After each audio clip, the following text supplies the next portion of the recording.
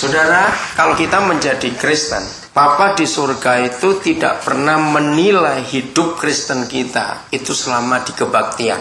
Ya, lagi sering catat ini baik-baik. Kalau kita menjadi Kristen, Papa kita itu tidak pernah menilai hidup Kristen kita itu waktu di gereja itu enggak. Di gereja cuma berapa jam saja. Yang dia nilai adalah dalam hidup sehari-hari. Nah, ini perbedaannya Kristen dengan agama-agama yang lain. Semua agama di dunia, penilaian mereka adalah waktu ibadah. Maka itu kalau mereka ibadah giat, sungguh-sungguh, wah luar biasa. Bahkan di antara semua umat beragama itu saling saingan kalau ibadah. Artinya siapa lebih lama, siapa lebih kusuk, siapa lebih ini. Dan hasilnya apa? Maaf. Kenapa umat beragama sering disebut orang munafik? Karena kelihatan beragama kalau lagi di ibadah. Nah, Papa kita tidak nilai kita di sini, tapi dia menilai kita waktu kita di luar kebaktian. Dalam hidup sehari-hari kita itu bagaimana? Maka itu dari perjanjian lama. Kalau saudara buka Kejadian pasal 5, satu-satunya kegiatan, kalau saya pakai kata ibadah ya, satu-satunya kegiatan ibadah yang ditulis setelah peristiwa Kain dan Habel. Ya, itu menarik sekali Alkitab itu. Begitu peristiwa Kain dan Habel selesai. Kalau istilah agama, Kain dan Habel kan membuat ritual, bukan? Memberi persembahan, mengorbankan sesuatu.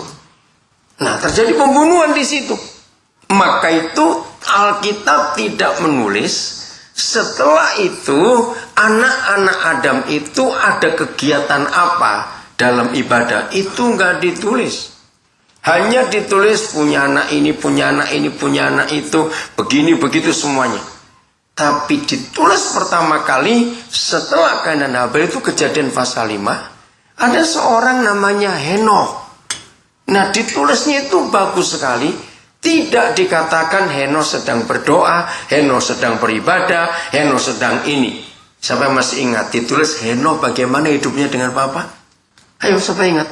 Kejadian 5. Oke, lihat ayat 22. Nah, yuk, ada kalimat, ada kata yang sangat indah. Nah, itu dia.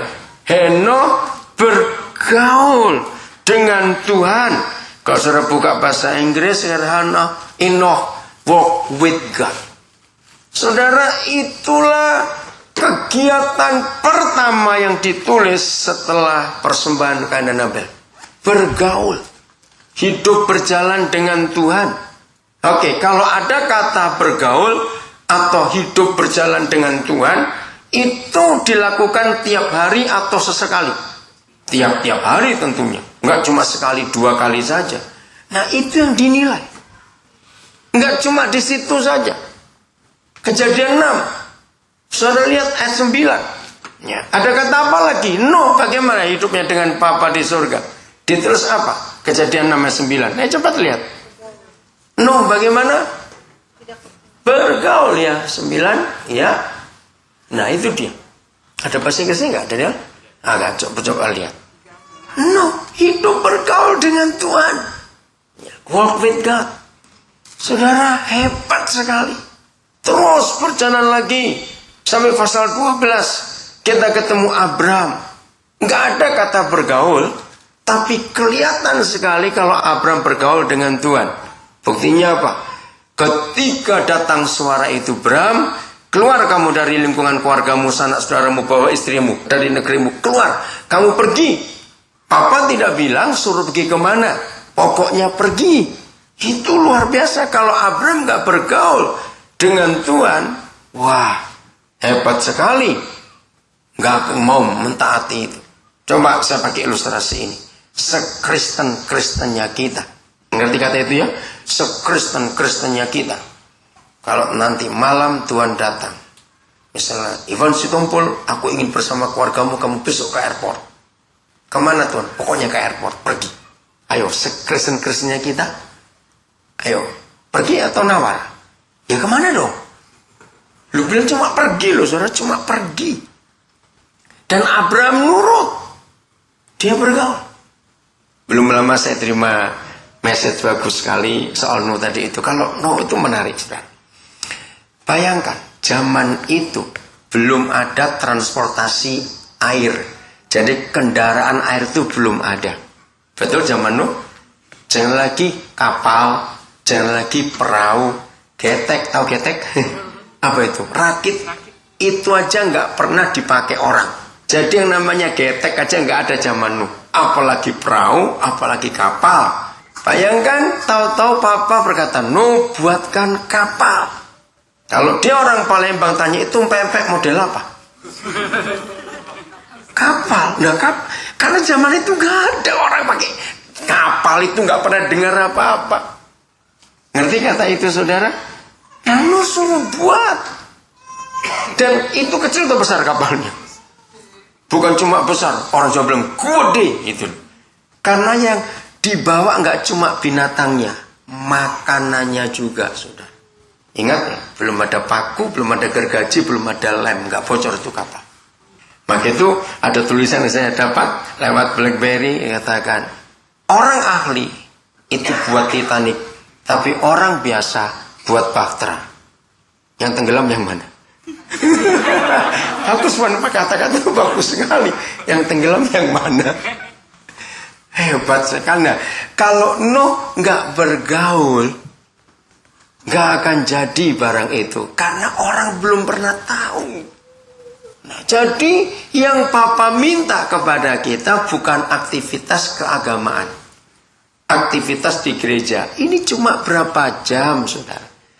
Tapi dalam hidup sehari-hari kita bagaimana? Nah, oke, saya stop dulu. Siapa yang pernah tahu saudara kita di perjanjian lama atau kita di perjanjian baru yang seharusnya lebih gampang jumpa Papa di surga secara kebenaran firman? Ayo, yang perjanjian lama atau perjanjian baru seharusnya di dalam kebenaran yang bisa lebih gampang ketemu Tuhan. Nggak usah ragu-ragu, cuma 1-2 baru atau lama-lama atau baru sudah beneran. Nggak dihukum, salah pun nggak dihukum. Ayo, lama baru, lama yang mana ayo? Baru. Seharusnya kita yang hidup di perjanjian baru yang lebih gampang jumpa Tuhan. Jadi gini, dua-dua sama-sama benar, tapi nggak ada yang salah. Kenapa? Dengarkan ini. Karena di perjanjian baru Tuhan Yesus sudah datang. Waktu dia menjadi korban dan hidupnya diserahkan, darahnya tertumpah. Ini yang luar biasa. Jalan ke Papa itu terbuka lebar. Bebas. Sewaktu-waktu kita boleh datang. Di perjanjian lama, saudara, wow, aturannya luar biasa. Kata jelimet, orang Jawa bilang. Complicatednya itu, sudahlah. Salah bawa api mati, salah bawa binatang mati, semuanya. Nanti ini goyang dipegang mati, repot betul. Masih ingat itu perjanjian lama? Nah, yang jawab perjanjian lama betul juga. Kenapa? Karena faktanya, ingat ya, secara kebenaran harusnya kita di perjanjian baru yang lebih gampang bersekutu dan jumpa dengan Tuhan. Tapi faktanya, nah itu tadi kita baru belajar. Saudara kita di perjanjian lama justru lebih gampang jumpa Tuhan. Oke, saudara nggak usah buka, tapi nanti lihat. Kalau saudara baca kitab Nabi-Nabi Yesaya, Yeremia, Yeskiel dan semuanya itu, akan rasa iri, saudara. Mereka itu gampang sekali dengar suara Tuhan. Kalau saudara buka tentang pasal-pasal mereka, dikit-dikit Tuhan berfirman, rohnya Yeskiel dibawa, kemudian penglihatan ini, kok enak sekali. Saudara lihat waktu Musa, coba salah seorang baca, atau kita buka Keluaran 33 ayat yang ke-11. Loh, kok bisa itu loh seperti itu? Ayo lihat itu, Keluaran 33 ayat yang ke-11. Ya, nah, ini NIV. Ya. Sudah ketemu Alkitabnya?